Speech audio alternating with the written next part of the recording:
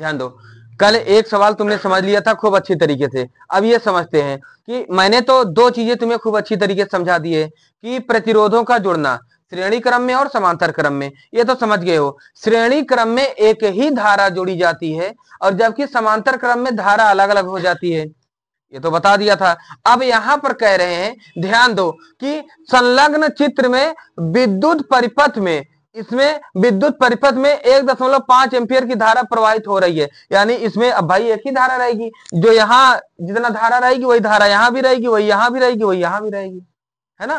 तो धारा तो समान रहेगी, श्रेणी क्रम में धारा समान होती है ना। श्रेणी क्रम में प्रतिरोधों का जुड़ना में बता दिया था, समझ गए थे, है ना। अगर ना समझे हो तो प्रतिरोधों का जुड़ना वहां जाकर देख लेना, फिर समझ जाओगे, समझ गए। फिर उसके बाद आ जाते हैं प्रतिरोधों का जुड़ना में। अब कह रहे हैं पहला ज्ञात कीजिए प्रतिरोध आर का मान। इस आर का मान ज्ञात करना है, जबकि दिया भी है, बहुत सरल है। देखिए इस आर के लिए भी का मान दिया है, धारा यहां है, ओम के नियमानुसार पहला हम कैसा करें, पहला हम कैसे करें, पहला देखो ओम का नियम क्या होता है, V इक्वल आई आर, है ना। V इक्वल आई आर से, तो यहां पर हमें आर निकालना है, तो आर इक्वल हो जाएगा V बाई आई, हो जाएगी ना, V बाई आई। तो अब V का मान हमारा क्या है, V का मान हमारा ये दिया है 3 वोल्ट अपान आई का मान है कितना 1.5, है ना। ये है, कोई दिक्कत नहीं ना। अब इस दशमलव को हटाओगे, यहां 0 बढ़ जाएगी कि नहीं बढ़ जाएगी, है ना। तो ये तो हो गई 30/15, है ना। 15 1 जा 15, 15 2 जा 30। तो ये आर का मान कितना आ गया, 2 ओम। प्रतिरोध ओम होता है ना, 2 ओम आ गई। अब कह रहे हैं कि जब इस आर का मान आ गया है तो ए और बी के बीच विभवांतर ज्ञात कीजिए। विभवांतर भी हमें ज्ञात करना है, तो पहले इसका पूरा आर ज्ञात कर ले, है ना। अब इस आर का मान तो आ गई है, लेकिन अब हम ये भी आर, चूंकि हमने बताया था ना श्रेणी क्रम में आर इक्वल होता है, अब यहां आर डैश हम कर दें, क्योंकि आर होता है R1 plus R2 plus R3 होता है ना। अब यहां R2 के स्थान पर R दे दिए हैं, तो हम इसको R डैश कर दें, है ना, क्योंकि R के स्थान पर ये हो गई है, ना भी करो कोई दिक्कत नहीं है, जैसे तुम्हें समझना है ना। क्योंकि ध्यान से समझो, श्रेणी क्रम में जोड़ा गया है, ये श्रेणी क्रम में जुड़ी है ना, इसका मान आ गया है हमें, है ना। अब तुल्य प्रतिरोध हमें ज्ञात करना है। तुल्य प्रतिरोध क्या होगा, R equal R1 plus R2 plus R3, ये तुल्य होगा। अब R यहां भी दिया है, तो यहां भी R करेंगे, थोड़ा तुम कहोगे कि यही वाला R है, जबकि ए वाला R नहीं है, ये R दूसरा है ना। तो इसलिए R डैश हम कर दें।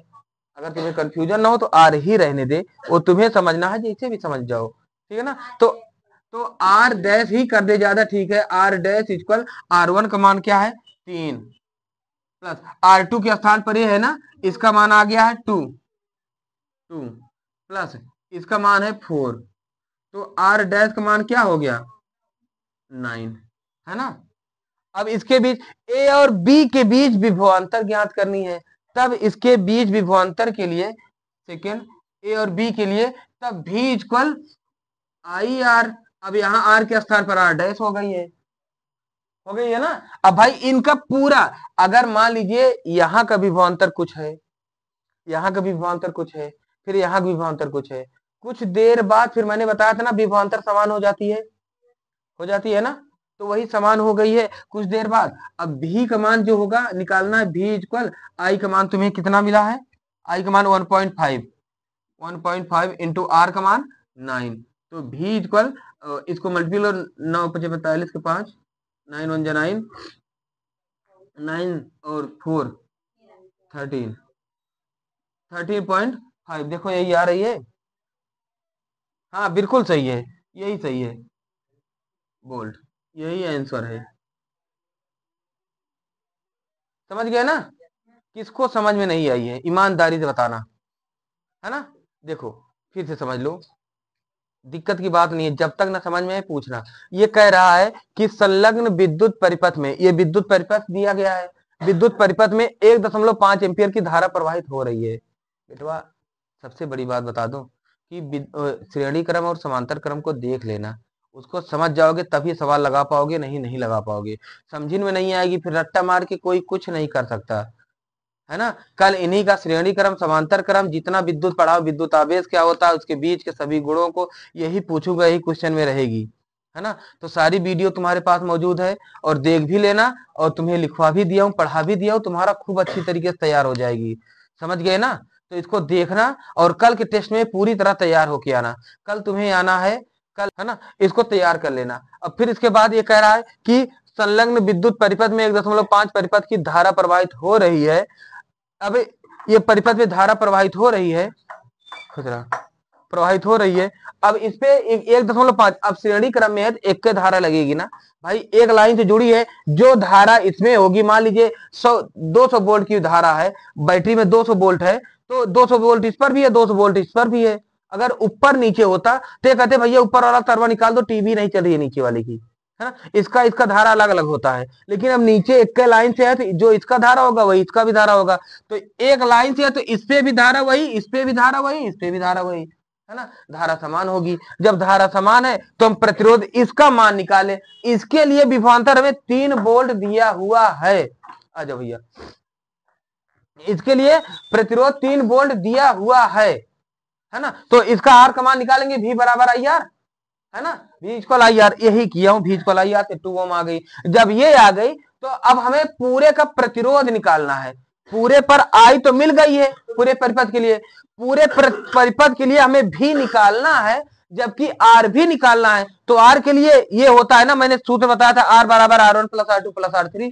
तो हम इसको जोड़ ले तो R आ गई हमें। जब R आ गई तो हम R निकाल लिए, R निकालने के बाद सबके लिए विभवांतर यानी V निकाल लें, ठीक है ना। वही किया हूं, V equal I R dash कर दिया, चूंकि इसे R डैश माना था, है ना, तो V बराबर आई डैश, ये करके निकाल लिया, आ गई, समझ गए, है ना। अब ये देखते हैं, ये भी बहुत सरल सवाल है, अगर पिछली वाली समझ गए थे तो ये भी बहुत ही सरल है, बहुत मजेदार सवाल है। सवालें तो मजेदार होती ही हैं, है ना। तो इसमें देखने दिए गए विद्युत परिपथ में, ये विद्युत परिपथ दिया हुआ है, प्रवाहित धारा, इसमें प्रवाहित धारा, इसमें जो धारा बह रही है ना, वो धारा तथा 10 एम्पियर 10 वोल्ट प्रतिरोध के सिरों के बीच विभवांतर की गणना कीजिए, है ना। इससे जो धारा प्रवाहित हो रही है ना, वो धारा पहले ज्ञात करना है। तो पहले तो हम ये निकाल लें, फिर इस पर जो प्रतिरोध है, इस पर जो प्रतिरोध है, फिर जब इस पर प्रतिरोध आ जाएगा तो उसके लिए ये जो प्रतिरोध दिया है, इस पर विभवांतर हम निकाल लें, इस वाले से, है ना। पहले इस पे हम निकाल लें, ये परिपथ है, इस परिपथ पे ये श्रेणी क्रम में जुड़ी है ना, क्योंकि परिपथ श्रेणी क्रम में जुड़ी है, लिख दें हम, क्योंकि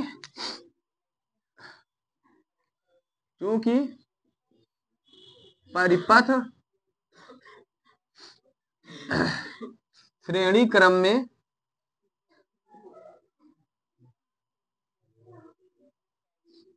जुड़ी है, श्रेणी क्रम में जुड़ी है। तो इसके लिए बेटवा देखो, जब श्रेणी क्रम में जुड़ी है तो इसके लिए तुल्य प्रतिरोध, तो तुल्य प्रतिरोध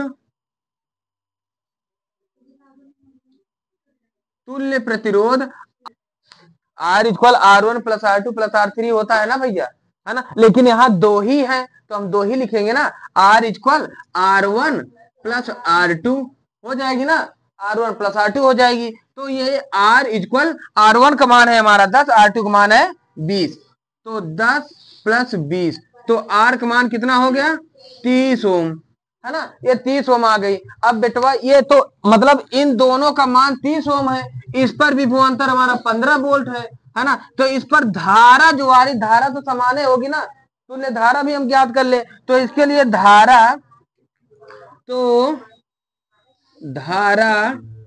V इक्वल आई आर से, I equal V upon R होगा कि नहीं होगा। V का मान है हमारा 15, R का मान है हमारा 30, ये काटोगे तो इक्वल 1/2 आ जाएगी।